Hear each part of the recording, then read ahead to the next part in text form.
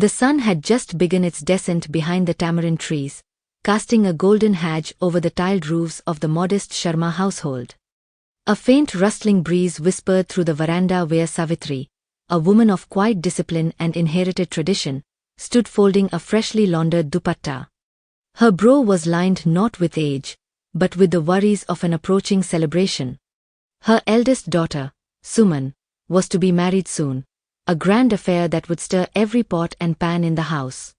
That evening, as the sky blushed with twilight, Savitri turned to her husband, Sharmaji, seated on the jute-woven cot with the newspaper folded neatly beside him. In just a few days, guests will start arriving. The courtyard will echo with voices. The kitchen will become a battlefield. We need a Brahman woman in the kitchen to maintain purity. You know how people talk. Sharmaji, once a schoolteacher with a chalk-dusted heart, now a dignified headmaster, nodded gravely. Ask Rasili. These maids always know who's available. Their grapevine reaches further than our postman ever could. The next morning, Rasili arrived, clinking her silver anklets across the stone floor, eyes twinkling with mischief. BBG, she said with mock gravity, finding a Brahman cook these days is like finding gold in river sand. Times have changed, but you are still stuck in your old beliefs. Savitri didn't blink. Maybe so. But this household entertains dignitaries now. Purity may be outdated to some, but among Pandits, tradition still holds weight. The following day, Rasili returned with a woman whose presence carried a quiet dignity that even her faded sari could not disguise. Parvati sat silently in the veranda, her eyes lowered, her hands clasped in her lap like folded prayers. Rasili entered alone first. Her name is Parvati. Brahman by birth. She had never worked a single day until her husband's death. He was a clerk in a private bank. 2 years ago, he passed away. His family threw her out and took everything. With no parents to return to, she now lives in a small rented room with her son. I tell you, BBG, hardship has made her steal. In the shadow of a doorway stood Nidhi, Savitri's younger daughter, her school books clutched to her chest. That's terrible, she whispered. What class is her son in? Savitri's voice rang sharply. Mind your own business, Nidhi. These women have ways of tugging at sympathy. Let me talk money. As Savitri swept past, Rasili chuckled. Your mother is strict. Talks like a school principal. Nidhi grinned despite herself. The house had long learned to navigate Savitri's sharp corners with humor. The wedding came and went like monsoon thunder, quick, vibrant, and unforgettable. Guests swarmed the home like honeybees. Parvati, with sleeves rolled and face serene, stared the kitchen like a seasoned general. Her food, simple yet divine, left the guests licking their fingers. The tamarind chutney, the crisp puris, the fragrant pulav, each dish told its own story. Years fluttered by like pages in an old diary. Suman now had children of her own. Rajiv, the youngest, had secured a job in a reputed firm. He walked a little taller, spoke a little less at home. He was in love. The girl's family was eager. Nidhi, however, remained unmarried.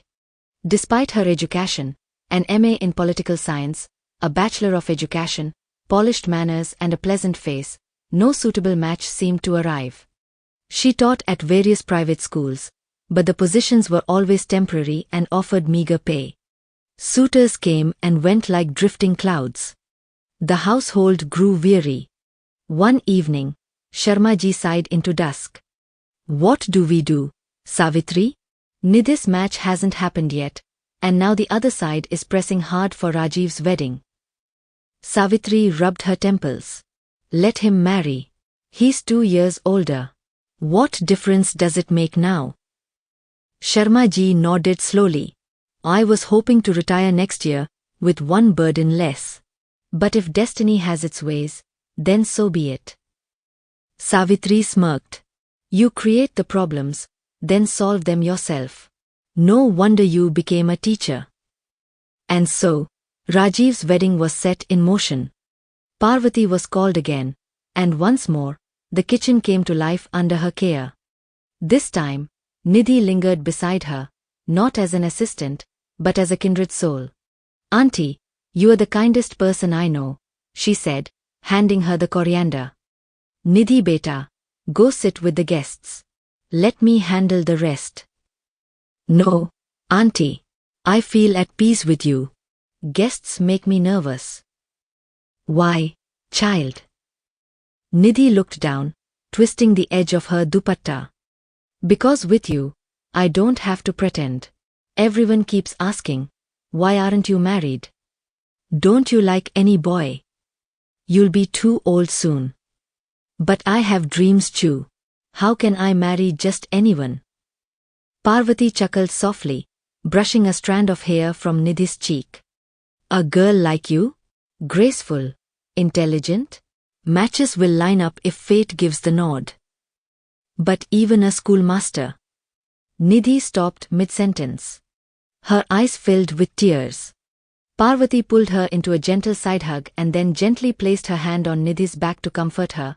"God may take his time, child, but he never forgets to be fair." Nidhi smiled through her tears. "Auntie, you always say the positive thing." Smiling through her tears, Nidhi said, "Auntie, I love talking to you. You always find a way out of every problem." Saying this, Nidhi walked into the drawing room to sit with the guests. 4 years rolled by. The veranda now saw less chatter. One afternoon, Savitri was watering the tulsi plant, and when she reached the outer door that opened toward the street, she suddenly spotted a familiar figure walking past the gate. She squinted through the sunlight. "Parvati," she called. Hearing the voice, Parvati, who had already walked past, turned back. The figure turned. "Namaste, BBG," came the reply. "Come in. Where have you been all these years?" Parvati stepped in, her gait slower now but her eyes no less kind. "My son has settled down, BBG. Good job, his own flat. He won't let me work anymore." Savitri assumed the son was doing some small-time clerical work. "What about Nidhi's wedding?" Parvati asked, lips curled in a half-smile. "Why are you mocking me?" "Maybe she was never meant to be married," Savitri said bitterly. "No, BBG. Please don't say that. It seems marriage was never in her destiny. We've all given up now," Savitri replied sorrowfully. "Come on, come inside. Let's sit and have some tea," Savitri said, pulling Parvati inside. Just then, Nidhi entered from outside. "Auntie, you are here." "Nidhi beta, make some tea for your auntie," Savitri called. "Where's your daughter-in-law?" Parvati asked gently.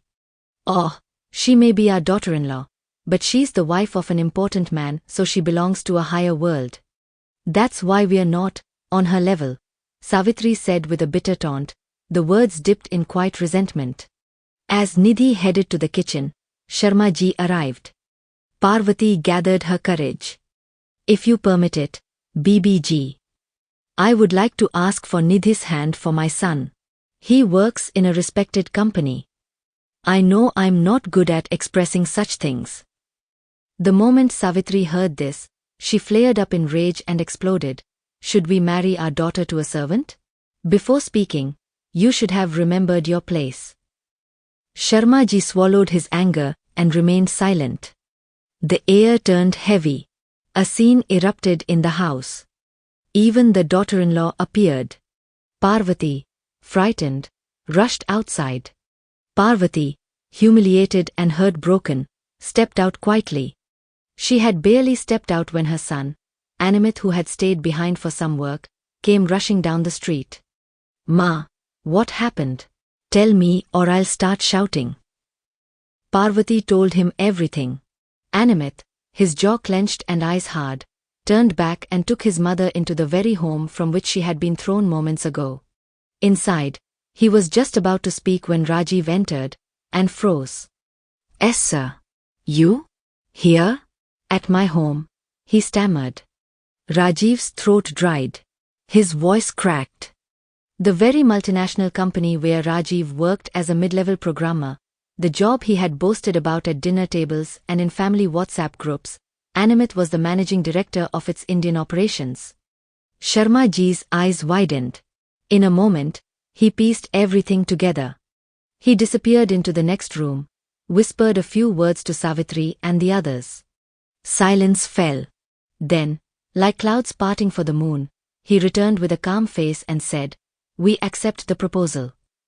That very evening, Nidhi's engagement was announced.